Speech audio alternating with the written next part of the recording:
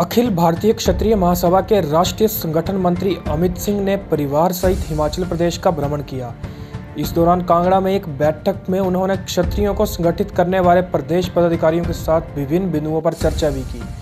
इस अवसर पर प्रदेश अध्यक्ष वीरांगना प्रकोष्ठ छत्तीसगढ़ नीतू सिंह, प्रदेश अध्यक्ष संजय राणा, प्रदेश अध्यक्ष legal cell advocate Natasha Katoch मौजूद रहे। इसके उपरांत एक प्रेस वार्ता में अमित सिंह ने कहा कि उन्होंने देवभूमि हिमाचल में आकर बहुत अच्छा लगा है। यहाँ के लोग सरल व मेहनती हैं। उन्होंने कहा कि अखिल भारतीय क्षत्रिय महासभा देश का सबसे पुराना व बड़ा संगठन है। यह देश में 22 राज्यों में कार्य कर रहा है। उन्होंने कहा कि क्षत्रियों को पूरे देश में संगठित रहने के लिए प्रयासरत होना चाहिए। इसी उद्देश्य को लेकर वह हिमाचल प्रदेश में आए हैं। उन्होंने कहा कि क्षत्रियों की मांगों को एक एजेंडे में बनाकर एक सूत्र में पिरोना है व क्षत्रियों को देश में संगठित व एकजुट करना है। इसी उद्देश्य पर वह काम कर रहे हैं। क्षत्रिय महासभा के एजेंडों पर चर्चा करते हुए उन्होंने कहा कि आरक्षण जातिगत के बजाय आर्थिक आधार पर लागू होना चाहिए। जनसंख्या नियंत्रण कानून देश में जल्द लागू हो। वहीं सामान्य जाति के उत्थान के लिए एक आयोग का गठन किया जाए। उन्होंने प्रदेश में महाराणा प्रताप संग्रहालय व शोध संस्थान बनाया जाए ताकि क्षत्रिय व हिंदू बच्चे यह सीख पाएं कि हमारे पूर्वज क्षत्रिय धर्म का कैसे पालन करते थे। इस अवसर पर उन्होंने क्षत्रियों को संदेश देते हुए कहा कि वे देश के हर राज्य में एकजुटता व मजबूती के साथ खड़े रहें तथा कंधे से कंधा मिलाकर एक दूसरे का साथ संगठन को मजबूत बनाएं। इस मौके पर अमित सिंह व वीरांगना अध्यक्ष नीतू सिंह का प्रदेश के पदाधिकारियों ने शाल व हिमाचली टोपी पहनाकर जो आपका सही संगठन है क्षत्रिय महासभा देश में कहाँ काम कर रहा है और किस विशेष मुद्दे पर इनका फोकस है?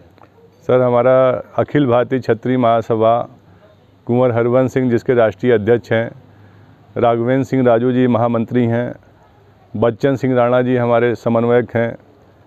बच्चन सिंह राणा जी आपके हिमाचल प्रदेश से आते हैं, उनके माध्यम से ही आपसे हमारा पहचान हुआ। बहुत ही अच्छा लगा कि हम लोग लगभग 22 राज्यों में अखिल भारतीय क्षत्रिय महासभा काम कर रही है और सब जगह इनके लगभग मैक्सिमम जगह इनके धर्मशाला और इनका बैठने का स्थान और ये आपस में विचार विमर्श करते हैं क्षत्रियों का कैसे ज़्यादा से ज़्यादा भला हो। इस पे हम लोग की चर्चाएं होती हैं और पूरे इंडिया में बहुत अच्छे से चल रहा है। ये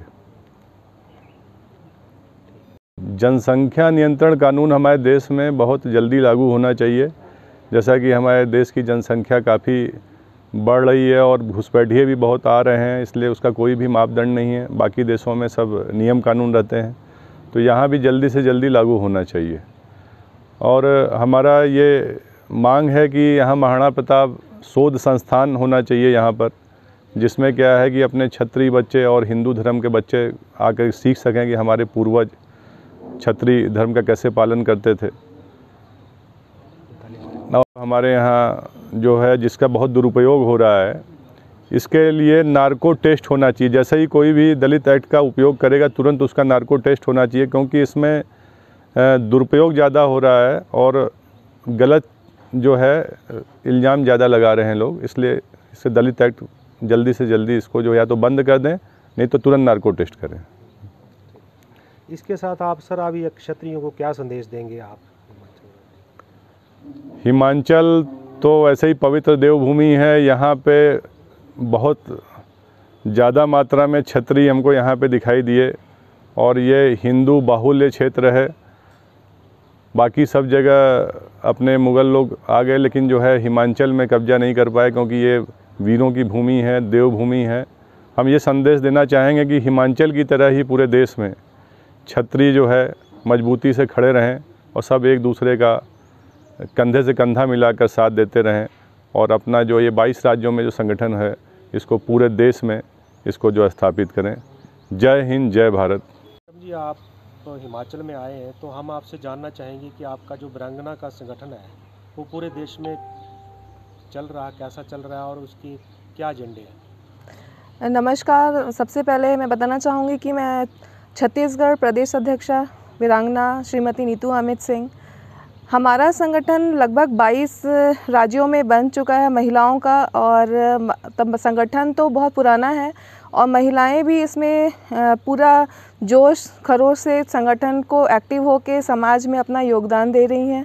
और मैं सबसे पहले ये कहना चाहूँगी और अपील भी करना चाहूँगी महिलाओं से कि जैसे हमने अनुशासित होकर अपने घर की देखभाल की है और अपना बच्चों का पालन पोषण किया, अपने परिवार को संभाला है, वक्त आ गया है कि अब समाज में भी अपनी भूमिका को अहम रखते हुए पूरे प्रदेश से हटकर अपने क्या कहते हैं ऑल ओवर इंडिया में अपना योगदान दें।